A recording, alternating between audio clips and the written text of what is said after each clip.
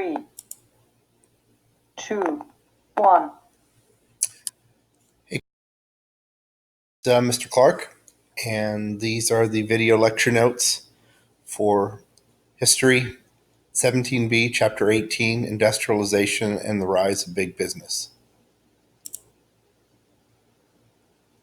There's the outline. First heading is entitled Inventors of the Age.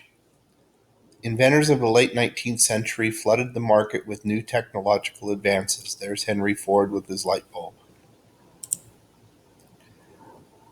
These inventions were a key piece of the massive shift towards industrialization that followed.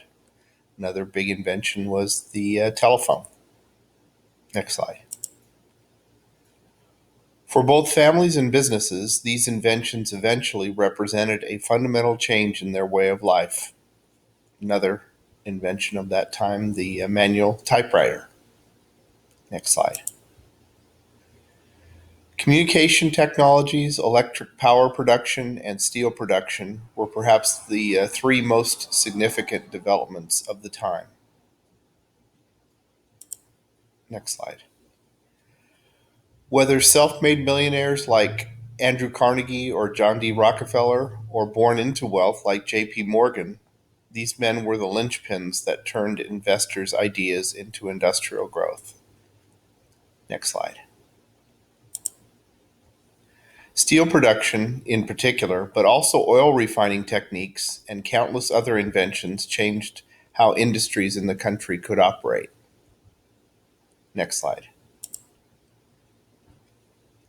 Where Carnegie felt strongly that it was the job of the wealthy to give back in their lifetime to the greater community, his fellow tycoons did not necessarily agree with him. Next slide. Although he contributed to many philanthropic efforts, John D. Rockefeller's financial success was built on the backs of ruined and bankrupt companies.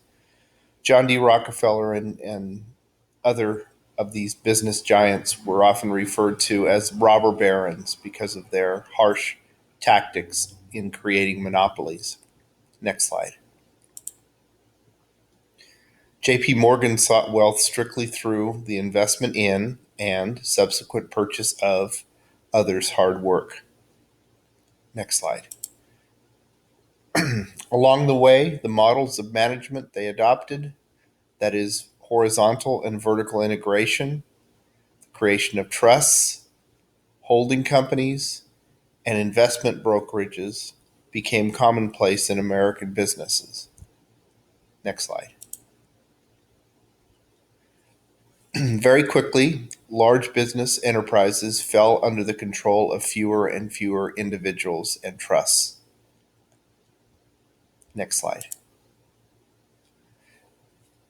Next section is entitled Building Industrial America on the Backs of Labor. After the Civil War, as more and more people crowded into urban areas and joined the ranks of wage earners, the landscape of American labor changed. Next slide.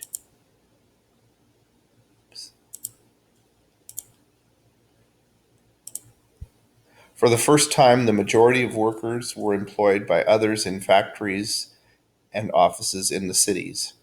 Next slide. Owners had no legal restrictions on exploiting employees with long hours in dehumanizing and poorly paid work. Next slide. Women and children were hired for the lowest possible wages, but even men's wages were barely enough to live on. Next slide. Workers realized that change would require organization and thus began early labor unions. Next slide. Groups like the National Labor Union and the Knights of Labor both opened their membership to any and all wage earners, male or female, black or white, regardless of skill. Next slide.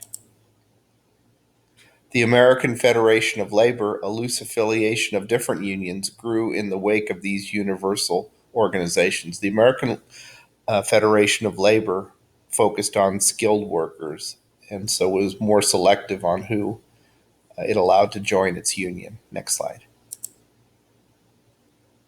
While tensions between owners and workers continued to grow and wage earners struggled with the challenges of industrial work, the culture of American consumerism was changing. This is a Montgomery Ward catalog, which became emblematic of the new consumer society that would emerge. Next slide.